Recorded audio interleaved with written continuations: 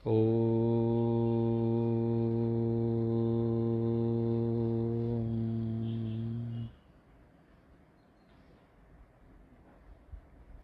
सहना भवतु सहनो भुनक्तु सह वीर्यं करवावहै तेजस्विनावधीतमस्तु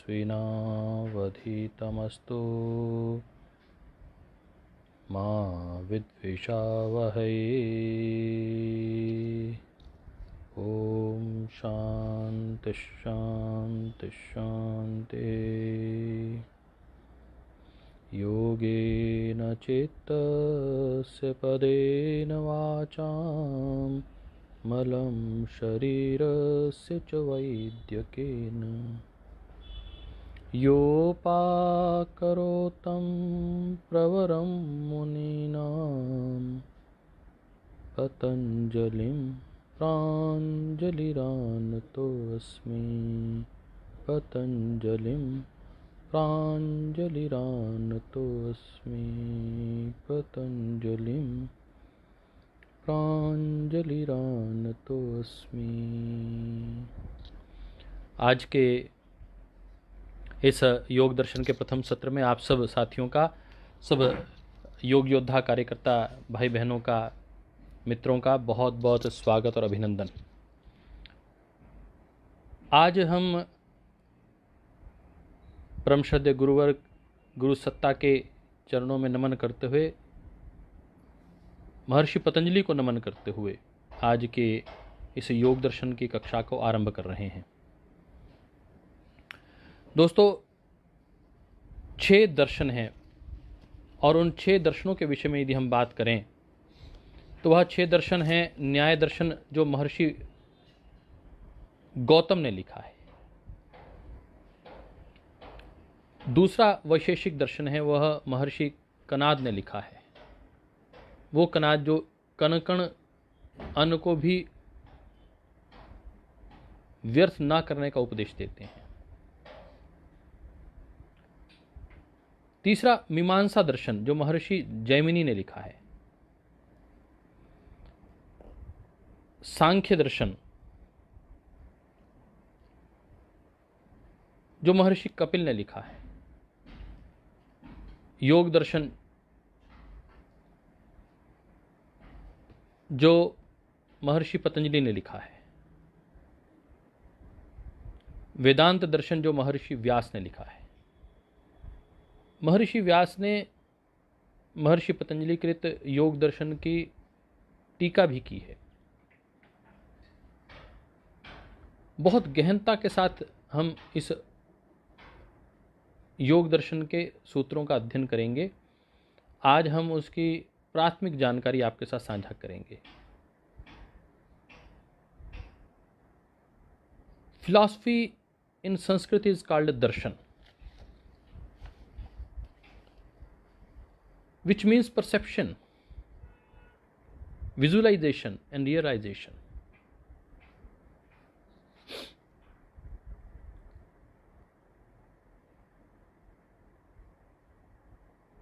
It could be said that these 6 systems are different currents flowing into the same river, finally meeting in the ocean of divine consciousness.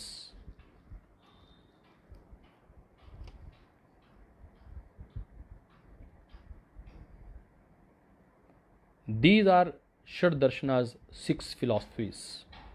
न्याय by Maharshi Gautam, Vaisheshika by महर्षि कनाद, मीमांसा दर्शन by Maharshi Jaimini,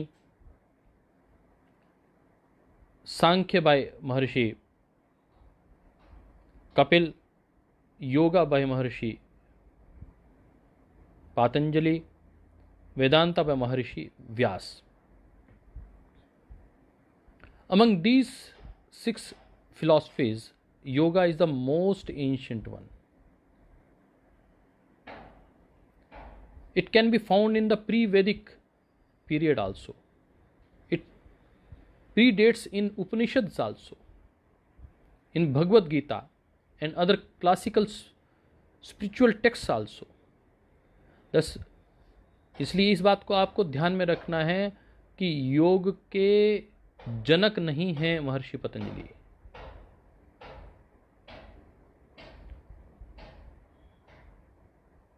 He compiled different aspects of yogic practice and meditation in a systematic way. महर्षि पतंजलि ने योग को एक सरल तरीके से, एक सिस्टमेटिक तरीके से उसमें आबद्ध किया है। बाहर से रोको उसको।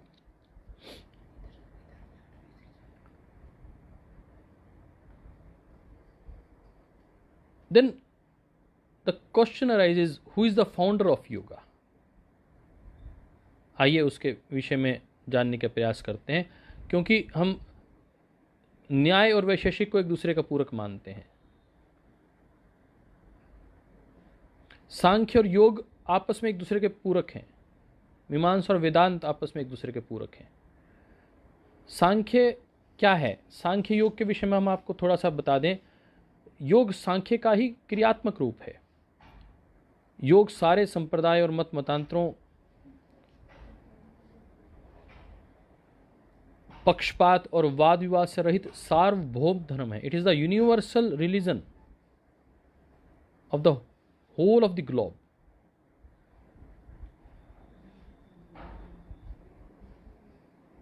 योग का जो लक्ष्य है वो अंतिम ध्येय तक पहुंचाना है। सारी श्रुति स्मृतियां योग की महिमा का गान करती हैं।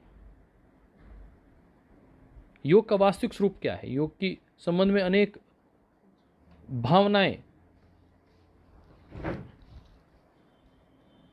निश्चित रूप से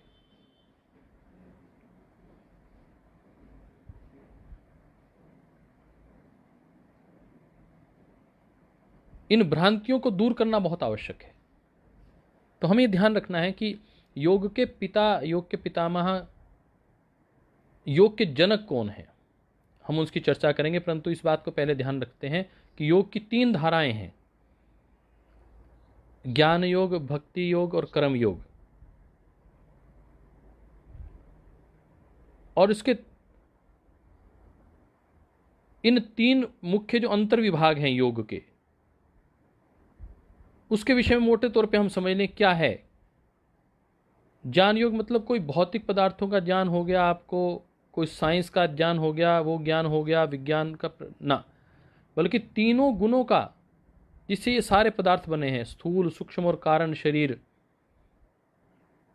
हमारी कर्म इंद्रियां, हमारी ज्ञान इंद्रियां, हमारा मन, हमारा चित्त, शुद्ध अंतःकरण, परमात्म तत्व, इन सब का ज्ञान होना ज्ञान योग है।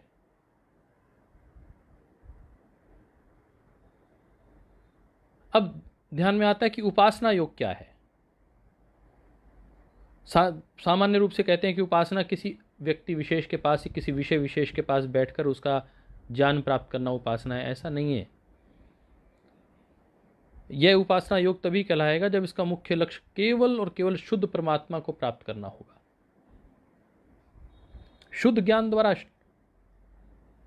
शुद्ध परमात्मा की प्राप्ति, ये ही उपासना योग है, भक्ति योग है। एकाग्र स्वरूप उपासना को संप्रज्ञात समाधि तथा संप्रज्ञात योग कहते हैं।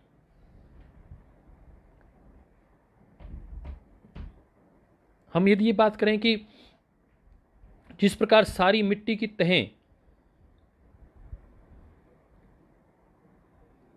रेत के किनारे, आप नदी के किनारे हों,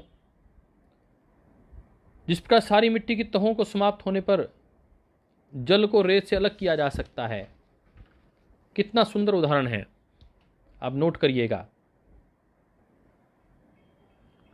उसी प्रकार इन गुणों से अलग होने के बाद आत्मा को चित्त से अलग किया जा सकता है। ये त्रिगुणात्मक जो प्रकृति है, इसको जब अलग करते हैं तो केवल बचता है रेत और पानी।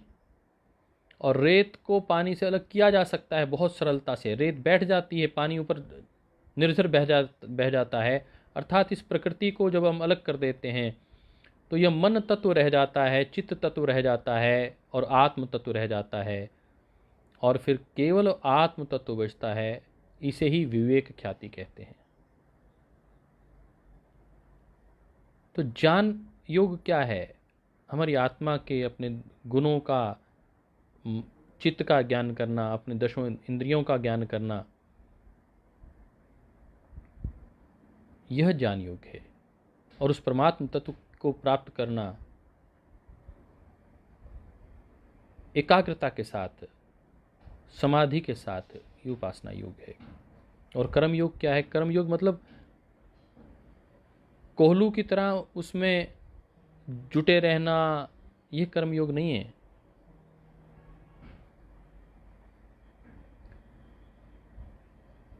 शरीर इंद्रियों का आनंद लेना, धन संपत्ति कमाना, ये कर्म योग नहीं है।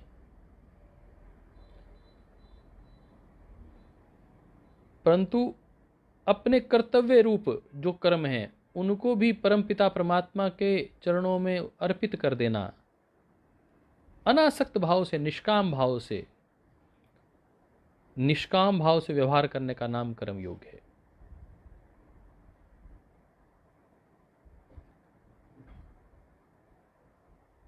ब्रह्मणे आधाय कर्माणि संगम त्यक्त्वा करोति यः लिप्यते न सा पापेन पद्मपत्र अभिवंवसा।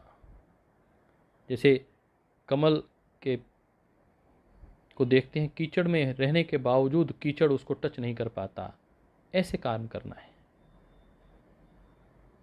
ब्रह्मणि आधाय कर्माणि संगम त्यक्त्वा करोति यः, ऐसे ब्रह्म में स्थापित होकर कर्म करना है। कर्म कुशल शुक्ल भी होते हैं और कृष्ण भी होते हैं, परंतु और तीसरे भी कर्म होते हैं। कुछ कर्म ऐसे होते हैं, देखो 3 प्रकार के रास्ते हर निकलते हैं। एक रास्ता है जो स्वर्ग की ओर जाता है, एक रास्ता है जो नरक की ओर जाता है, और एक वो रास्ता है जो ईश्वर की ओर जाता है, परमात्मा की ओर जाता है। ये तीसरा रास्ता है, ये योग का रास्ता है, ये योगियों का रास्ता है। योग दर्शन के 4थे अध्याय में 7वें श्लोक में इसका विवरण है, अच्छे से वर्णन किया गया है, उसकी हम आपके साथ चर्चा करेंगे। हम आज, मैंने कहा कि इट इज ए इंट्रोडक्शन। 3 योगों के 2 मुख्य भेद हैं, एक सांख्य योग और एक सांख्य और एक योग। सांख्य और योग 2 इसके और भेद हैं।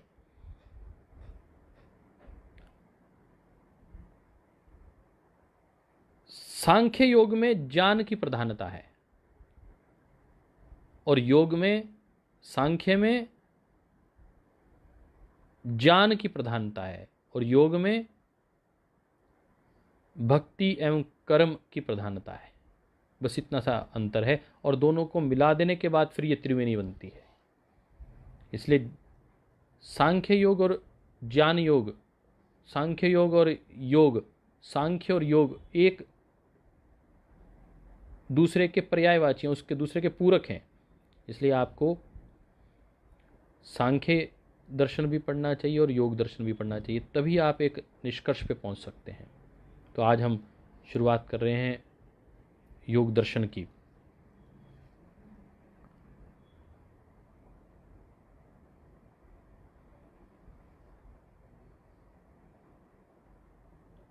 जैसे एक मार्ग 4 हिस्सों में डिवाइड हो जाता है, ऐसे ही पहला स्थूलभूत, दूसरा सूक्ष्मभूत, और तीसरा अहंकार, और चौथा अस्मिता, इस प्रकार दृष्टिगोचर होता है कि यह अलग अलग हिस्सों में बंट चुका है।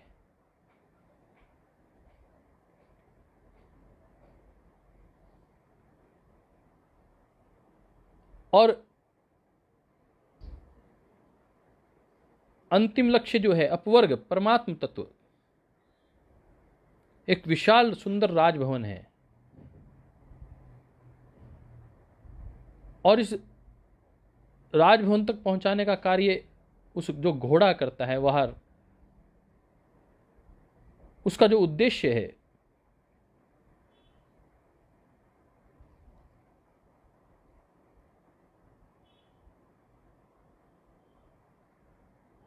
ये घोड़े नामक घोड़ा जो मैंने कहा, ये है आपका मन, ये चित्त, जिसकी अनेक गतियां हैं, जिस पर नियंत्रण पाना बहुत कठिन है।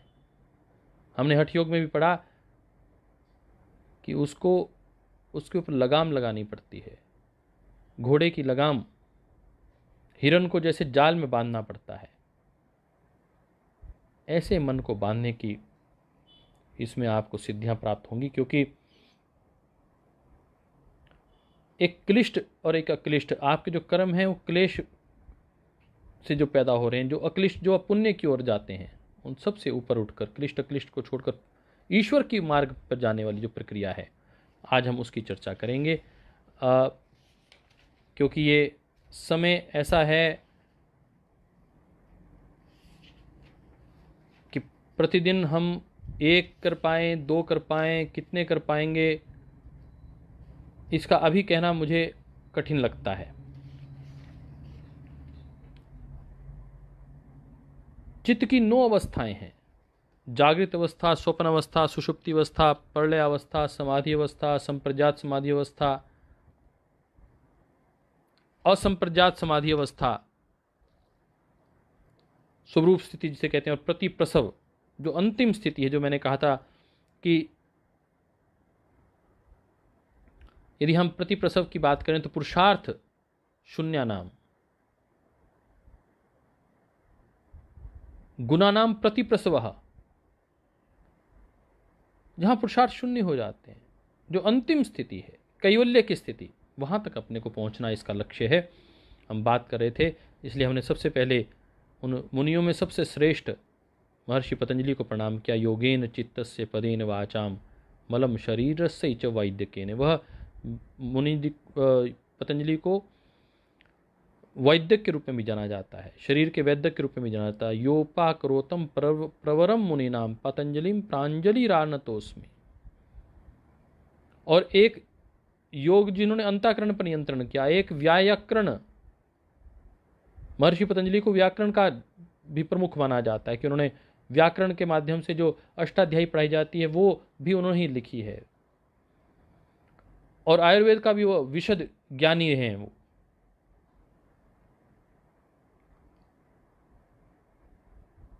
और ये हम इसलिए देखते हैं क्योंकि जब हम योग सूत्र का आरंभ करते हैं तो लिखा गया है अथ योग अनुशासनम।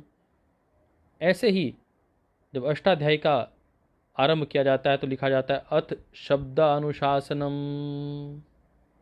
तो एक सिमिलैरिटी सी मिलती है, और समय कालखंड वही है, इसलिए थोड़ा सा महर्षि पतंजलि के विषय में आपको बताना आवश्यक था।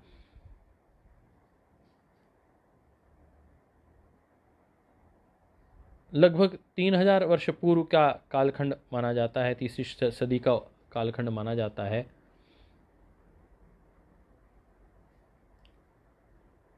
महर्षि पतंजलि का, और आज हम उनके विषय में और चर्चा करेंगे थोड़ा सा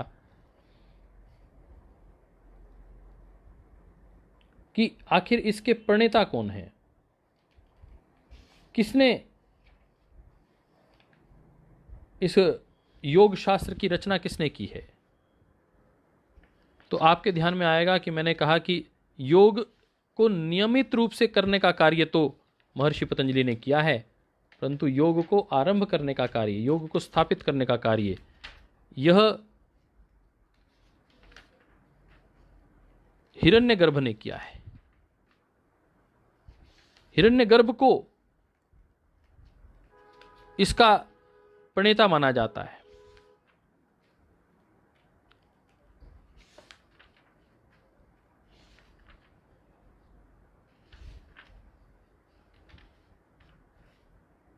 और इस विषय में एक नहीं, अनेकों हमारे पास उदाहरण हैं। महाभारत काल में भी इसके विषय में कहा गया, और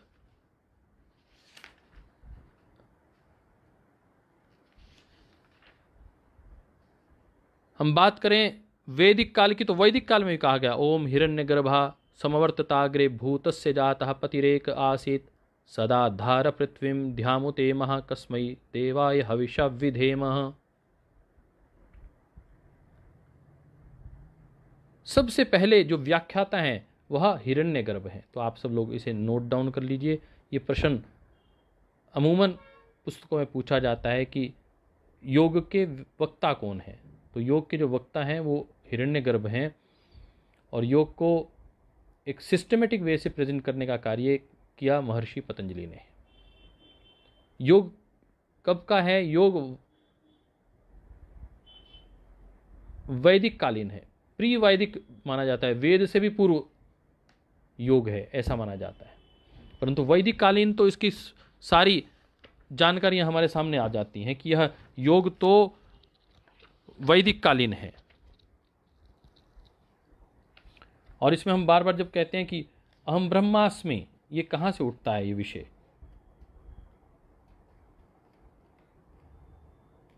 क्योंकि सांख्य और योग भारतवर्ष की प्राचीन प्रसिद्ध वैदिक तथा वेदांत फिलॉसफी है, जिसने संपूर्ण विश्व को विस्मित कर दिया है। कहते हैं कि नास्ति सांख्यम समम ज्ञानम नास्ति योग समम बलम। सांख्य के समान कोई दूसरा ज्ञान नहीं है और योग के समान कोई दूसरा बल नहीं है। नास्ति सांख्यम समम ज्ञानम नास्ति योग समम बलम, ना योग के समान कोई बल है। तो आज हम इसकी बात कर रहे थे कि आखिर ये ज्ञान जो प्राप्त हुआ हमें, ये कहाँ से प्राप्त हुआ, इसका उपदेष्टा किसे कहा जाता है? तो हमने कहा कि यह हिरण्यगर्भ हैं। हिरण्यगर्भ के विषय में जो बात आती है वह हम देखेंगे कि ये हिरण्यगर्भ को लेकर महाभारत काल में भी पूरा विवरण दिखाई देता है। और गुण धर्म के विषय में, पुरुष और बहुत्व के विषय में, सृष्टि उत्पत्ति के विषय में बहुत विस्तृत रूप से हम इसमें जानने का प्रयास करेंगे।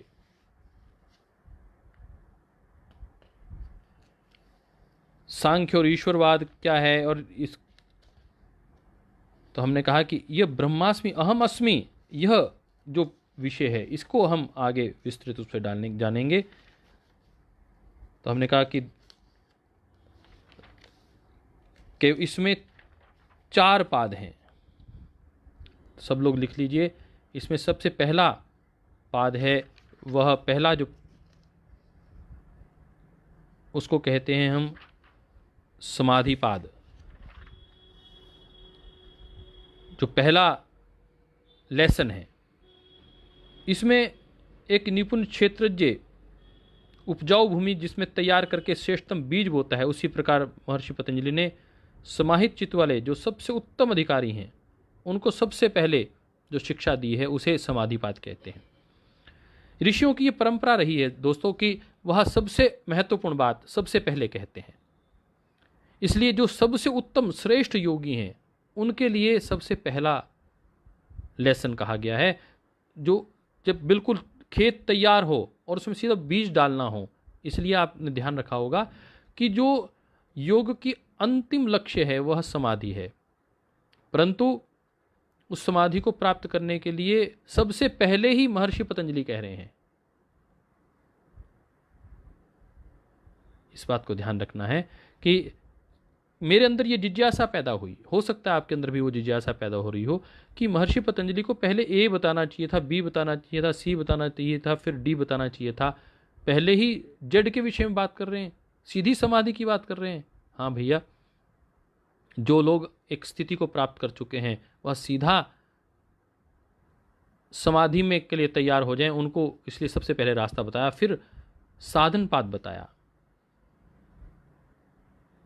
सारा समाधिपाद एक प्रकार से निम्न 3 सूत्रों की विस्तृत व्याख्या है, और वह है योगश्चित्त वृत्ति निरोधा, तदह द्रष्टु स्वरूपे अवस्थानम और वृत्ति सारूप्यम इत्रत्र। केवल 3 जो उक्तियां हैं उसका ही सारा विश्लेषण आप पाएंगे इस पूरे पहले पाद में, जो उत्तम योगियों के लिए निहित है। सबसे पहले उसको डिपिक्ट किया गया है। क्योंकि जब मैंने योग दर्शन पढ़ना शुरू किया तो मैंने अपने गुरु से सबसे पहले यही पूछा कि ये मुझे बताइए कि क्या महर्षि पतंजलि इतना नहीं जानते थे कि आज तो पहले दिन हम क्या बताएं इनको, पहले दिन तो हम बेस तैयार करेंगे। वो कहने लगे कि नहीं, तब योगी आत्माएं बहुत अच्छी थीं, उनको रास्ता दिखाना जरूरी था। तो सबसे पहले उनको बताया कि जो लोग तैयार हो चुके हैं, जिनका आत्म जागरण हो चुका है, वह समाधि प्राप्त करना चाहते हैं, तो उनको सीधा ये रास्ता बता दिया। और 3 जो मैंने कहा सूत्र हैं, अथ योग अनुशासनम, इसका अर्थ क्या है आज हम उसकी चर्चा करेंगे, परंतु केवल 3 सूत्रों के विषय में इस पूरे पहले अध्याय में चर्चा होगी। योगश्चित्त वृत्ति निरोधा, दूसरा तदह द्रष्टु स्वरूपे अवस्थानम, और तीसरा वृत्ति सारूप्यम इत्रत्र।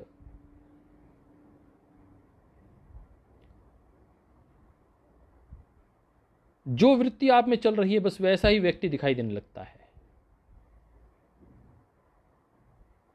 चित्त, बुद्धि, मन और अंतःकरण ये सब पर्यायवाचिक शब्द हैं, परंतु वह अहंकार चतुष्टय कहते हैं उसे।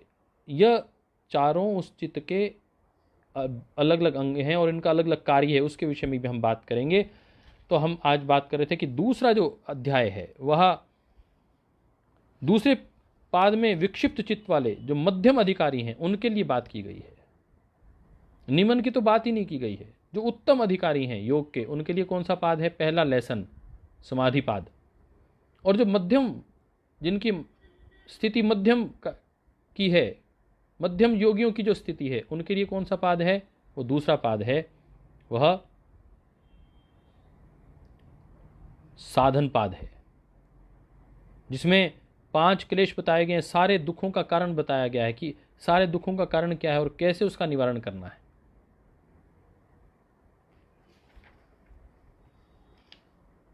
क्लेश के विषय में बताया गया है, अविद्या, अस्मिता, राग, द्वेष, क्लेशः। तो 2 बताए गए हैं कि हमें क्या करना है, कि भाई दुख ये हैं, क्या दुख से दूर होना है? ये दुख से दूर होना है। हेयम दुखम अनागतम, ये दुख से दूर होना है तो दृश्य हो संयोगो हे हेतु। तो कह रहे हैं कि जो दृष्टा है और दृश्य, इसका संयोग ही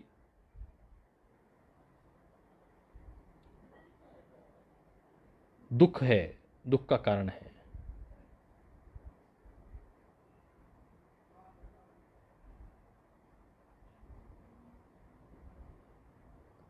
और फिर उसके बाद इस दुख से कैसे क्या अलग होना है? कहते हैं तस्य सप्तधा प्रांत भूमि प्रज्ञा, उस विवेक ख्याति को प्राप्त करना है। कैसे करना है? योग अंगानुष्ठानात्, योग अंगानुष्ठानात् अशुद्धि क्षय ज्ञान दीप्ति विवेक ख्याते। योग के अंग के अनुष्ठान से अशुद्धि का क्षय करना है, ज्ञान की दीप्ति करनी है, और विवेक ख्याति को, जब तक विवेक ख्याति प्राप्त नहीं हो जाती तब तक उसका निरंतर हमें अभ्यास करना है। तो 8 योग के अंग जो हैं वो बताए गए इस दूसरे अध्याय में। अष्टांग योग की बात आती है, परंतु अष्टांग योग की कहीं चर्चा आपको पहले अध्याय में नहीं मिलेगी। दूसरे अध्याय में आपको अष्टांग योग की बात आती है। महर्षि पतंजलि कृत अष्टांग योग दूसरे अध्याय से आपको मिलेगा। और उस दूसरे अध्याय में भी 5 जो योग हैं, योग के जो पहले 5 अंग हैं, उनकी विषय में चर्चा, जो बहिरंग योग है उसकी चर्चा आपको दूसरे अध्याय में मिलेगी। फिर तीसरे अध्याय में, जिसे हम विभूति पाद कहते हैं, उसमें 3 अंग, उनकी चर्चा आपको मिलेगी, धारणा, ध्यान, समाधि। और अंतिम में कैवल्य पाद, जहाँ चित्त और चित्त के संबंध में जो शंकाएं हैं उनका युक्तिपूर्वक निवारण किया गया है। तो ये 4 पाद हैं जिसकी मैंने आज आपको इंट्रोडक्शन दी कि इनके विषय में अभी हम अध्ययन करने जा रहे हैं। और जो फाउंडर हैं उन्हें क्या कहते हैं, हिरण्यगर्भ कहते हैं। उनके विषय में हमने चर्चा की कि हिरण्यगर्भ के विषय में क्या कहा जाता है। युज समाधो, योग की जो परिभाषा महर्षि वेदव्यास ने दी, जब हम इसके माध्यम से पढ़ेंगे, इस पुस्तक के माध्यम से आप ये ले सकते हैं तो आप ले लीजिए पुस्तक, इसको मैं बेस बना के पढ़ूंगा। और दूसरी यह पुस्तक द योगा सूत्र ऑफ पतंजलि परमहंस प्रजानंदा जी महाराज, लहड़ी जी महाराज की, इसको हम बेस बनाएंगे। तीसरा श्रीमद् भागवत गीता, इस पुस्तक को बेस बनाकर चलेंगे, इसको अपने साथ आप रखिएगा। और यह पुस्तक जिसे पातंजल योग प्रदीप कहते हैं, गीता प्रेस गोरखपुर की पुस्तक है, इसको हम अपना बेस बनाएंगे। और महर्षि पतंजलि का जो योग सूत्र हैं उनको हम अपने साथ जोड़ेंगे। स्वामी विवेकानंद की जो योग दर्शन पर उनकी टीका है, उसको हम इंग्लिश का बेस बनाकर उसके साथ काम करेंगे। तो इसमें कहा गया कि हिरण्यगर्भ समवर्तताग्रे भूतस्य जातः पतिरेक आसीत। हिरण्यगर्भ ही सबसे पहले उत्पन्न हुए, जो समस्त भूतों के पति हैं। उन्होंने इस पृथ्वी और स्वर्गलोक को धारण किया। इस सुख स्वरूप देव की हम पूजा करते हैं, तो उसमें पूजा की गई हिरण्यगर्भ की। तो इसलिए आपको ध्यान रखना है कि हिरण्यगर्भो योगस्य वक्ता न अन्य पुरातनः। याज्ञवल्क्य में स्पष्ट कहा गया है कि हिरण्यगर्भो योगस्य वक्ता न अन्य पुरातना। योग का जो सबसे पुराना वक्ता है वह हिरण्यगर्भ है। कहते हैं सांख्यस्य वक्ता कपिलः, सांख्य दर्शन जिसने दिया उसका वक्ता तो कपिल हैं। परमर्षि स उच्यते हिरण्यगर्भो योगस्य वक्ता न अन्य पुरातना। तो महाभारत के इस 12वें अध्याय में उन्होंने स्पष्ट कहा कि हिरण्यगर्भो योगस्य वक्ता न अन्य पुरातना। तो आप संदर्भ नोट कर लीजिए, कोई व्यक्ति आपको चैलेंज करे तो महाभारत का, वेद का ये वाक्य है। वेद का वाक्य क्या है? यजुर्वेद का, ऋग्वेद का, दोनों में, यजुर्वेद और ऋग्वेद में दोनों में यह मंत्र आता है, हिरण्यगर्भा समवर्तताग्रे भूतस्य जातः पतिरेक आसीत। ऐसे ही महाभारत में कहा गया सांख्यस्य वक्ता कपिलः परमर्षि स उच्यते हिरण्यगर्भो योक्तस्य योगस्य वक्ता न अन्य पुरातना। इससे पुरातन कोई व्यक्ति उपलब्ध नहीं है। और क्या कहते हैं, ये एक श्वेताश्वर उपनिषद, उसमें योग के विषय में लिखा गया। उपनिषद मतलब कि महर्षि पतंजलि से पहले गीता में, महाभारत में, वेद में योग का वर्णन आता है, इसलिए महर्षि पतंजलि उसके पिता नहीं हैं, वक्ता नहीं है। ये बात आपको समझाने के लिए ये बात कही जा रही है। तो श्वेतांबर, जो अश्वत्तर, श्वेत और अश्वतश्वर उपनिषद, श्वेताश्वतर जो उपनिषद है उसमें बहुत अच्छा जो योग के विषय में कहा गया वो आप नोट कर लें, बहुत अच्छा। उस श्रद्धेय स्वामी जी महाराज भी उसको बोलते हैं, न तस्य रोगो न जरा न मृत्यु प्राप्तस्य योग अग्निमयम शरीरम। न तस्य रोगो न जरा न मृत्यु प्राप्तस्य योग अग्निमयम शरीरम। जिसने योग अग्नि में शरीर को प्राप्त कर लिया, योग की अग्नि जिसके अंदर प्रकट हो गई, फिर न तस्य रोगो, न फिर उसको रोग सता सकते हैं, न जरा, न वृद्धावस्था, न मृत्यु, न फिर उसको मृत्यु ही सता सकती है। तो योग इतना प्राचीन है। हमने महाभारत काल के विषय में पढ़ा, वैदिक काल के विषय में पढ़ा, और गीता में स्पष्ट कहा गया है तपस्वीभ्यो अधिको योगी ज्ञानीभ्यो अपि मतो अधिकः। ज्ञानियों से भी अधिक योगी, कर्मीभ्यश्च अधिको योगी, कर्म में जो लगे हुए हैं, निरंतर अपने कर्तव्य पथ पर आरूढ़ हैं, उससे भी अधिक योगी। और तस्मात् योगी भव अर्जुना, इसलिए अर्जुन तो योगी बन, तो योगी बन, तो योगी बन। कहते हैं ओम इति एकाक्षरम ब्रह्म। गीता में ये लिखा गया है कि उस योग को साधने के लिए समाधि में आपका जो सहारा बनेगा वह ओंकार बनेगा। ओम इति एकाक्षरम ब्रह्म। तो उस परमपिता परमात्मा के उस मूल अक्षर ओम के विषय में चर्चा आएगी। और तस्य वाचका प्रणवा, यह चर्चा जब आएगी, योग दर्शन में भी इसको उठाया जाता है। हमने हठ योग की बार बार बीच में चर्चा की थी, हठ योग के विषय में भी हम बात करेंगे। हकार कीर्तितः सूर्यष्कार चंद्र, हकार कीर्तितः सूर्य ठकार चंद्र उच्यते। तो हमने कहा था कि हकार कीर्तितः सूर्य, जो हकार नाड़ी है वह सूर्य है। ठकार चंद्र उच्यते, जो ठकार नाड़ी है वह चंद्र कहलाती है। सूर्य चंद्रमसः योगो हठ योग निगद्यते, जो सूर्य और चंद्रमा का जो ये ईड़ा और पिंगला जो नाड़ियां हैं, अपान वायु को ईड़ा नाड़ी अथवा अपान वायु, और सूर्य नाड़ी अर्थात पीड़ा और इंगला प्राणवाह, प्राण और अपान वायु के मिलने को हठ योग कहते हैं। Ida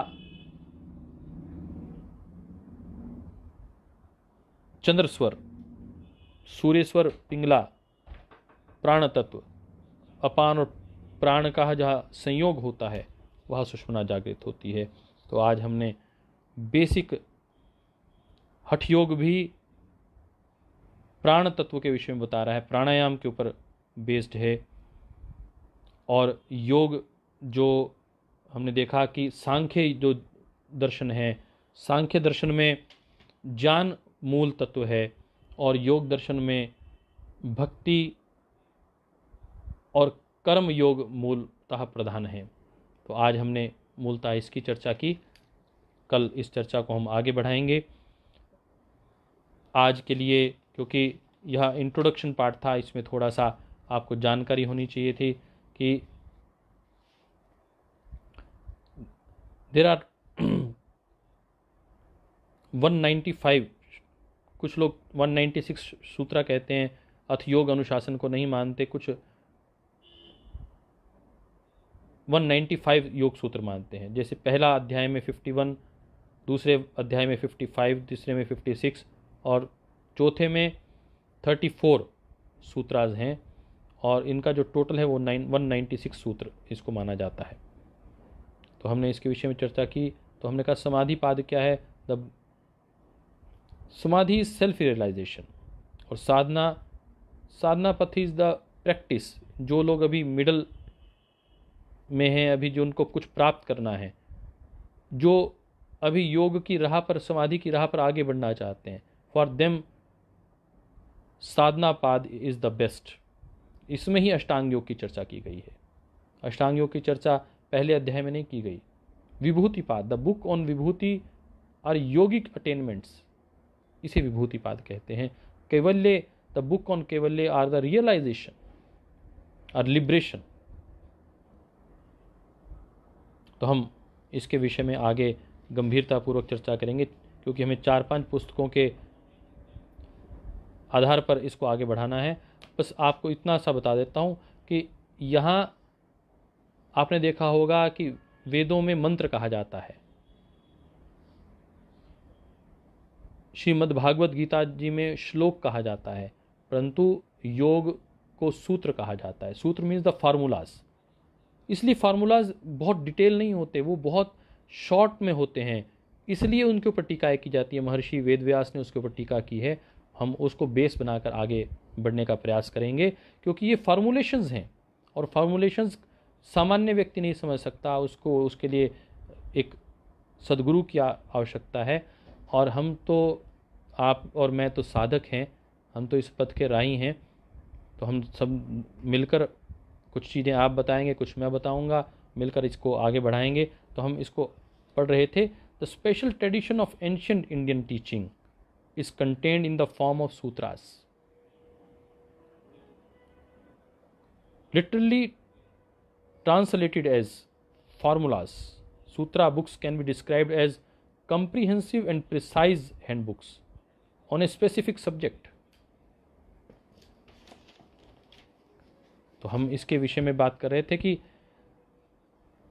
sutras are the thread, are the links between two things together. Although there are a lot of sutra books on different subjects, a few important sutra books specially aim at quick spiritual evolution and ultimately God realization. These books are Yoga Sutras, Patanjali Yoga Sutras. The second one is the Brahma Sutra of Vyasaha, and the third one is Bhakti Sutra of Narada, as well as Shandilya.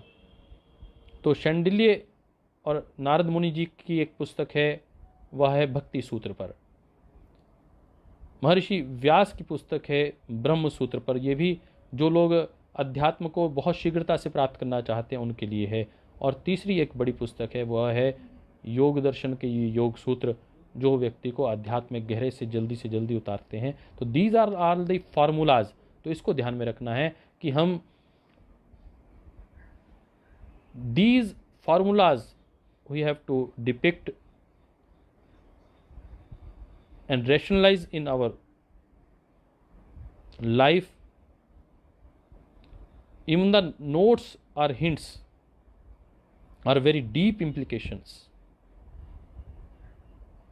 Body and mind are correlated and connected in much the same way that in the comfort of the one. तो इसको हमें बहुत धीरे से इसको करना है. Controlling the activities of the body, you will perceive that the mind is controlled. हमने उस दिन भी हठयोग में पढ़ा था. हठयोग क्या मूल हमने आधार यही लिया था, चले वाते चलम चितम निश्चले निश्चलम भवेत. जब तक प्राणवायु चल रही है तब तक मन भी चल रहा है. तो शरीर की साधना से मन के ऊपर नियंत्रण हमने पाया था हठयोग में. आइए अब हम अपने मन को उस परम तत्व में कैसे लगाने का, एकाग्र करने का, और एकाग्र मन को कैसे समाधि की ओर ले जाने का प्रयास करते हैं, इसको जानने का प्रयास करेंगे आज. इतनी सी बात करते हुए कि पहला सूत्र है अथ योग अनुशासनम. आइए योग के अनुशासन में चलते हैं. महर्षि पतंजलि ने जैसे निर्दिष्ट किया है उस अनुशासन को अपनाने का प्रयास करते हैं. उसे जीवन में यदि हमने धारण कर लिया, उस अनुशासन का हमने प्रयोग कर लिया कि वह योग अनुशासन का अर्थ क्या है, योग की शिक्षा देने वाले ग्रंथ का आज हम आरंभ कर रहे हैं. बस इतना सा अर्थ है अथ योग अनुशासनम, कि हम योग के ग्रंथ का आज आरंभ कर रहे हैं, जहाँ लक्षण बताए जाएंगे, योग के भेद बताया जाएगा, उपाय बताया जाएगा, उसके फल बताए जाएंगे कि योग शिक्षा का क्या फल क्या होता है, कैसे आलस्य वाले जो व्यक्ति हैं उनको मूढ़ कहा जाता है, चित्त की अलग अलग भूमियों के विषय में चर्चा आएगी, फिर संप्रज्ञात असंप्रज्ञात समाधि की चर्चा आएगी, अनुबंध चतुष्टय की चर्चा आएगी. तो इसमें जो ग्रंथ है उसका विशेष एक विषय होता है, एक प्रयोजन होता है, एक अधिकारी होता है, एक संबंध होता है. तो इस शास्त्र का विषय क्या है? तो इस शास्त्र का विषय है योग. इसका प्रयोजन क्या है? तो योग द्वारा स्वरूप सिद्धि को प्राप्त करना, तदा दृष्टु स्वरूपे अवस्थानम, ये इसका प्रयोजन है. अधिकारी कौन है इसका? जो मुमुक्षु है, जिज्ञासु है, वही इस योग दर्शन को पढ़ने का अधिकारी है. और चौथा, इसका संबंध क्या है? तो इसका कृत का कर्तव्य भाव संबंध है. जो इसको करेगा वही इसको प्राप्त हो पाएगा. इतना ही कहते हुए आज की कक्षा को विराम देते हैं.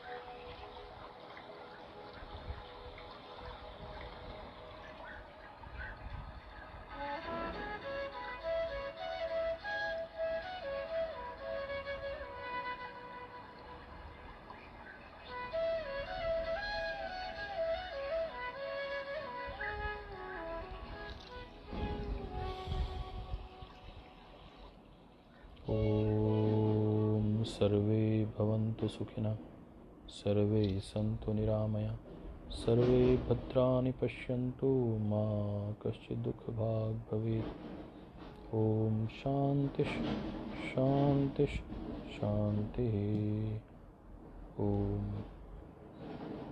श्री परमात्मने नमः। श्री गुरुभ्यो नमः। सर्वेभ्यो नमः। सर्वेषामपि सुखिनः भवन्तु। आप सबके मंगलमय दिन की, मंगलमय जीवन की कामना करते हुए प्रणाम।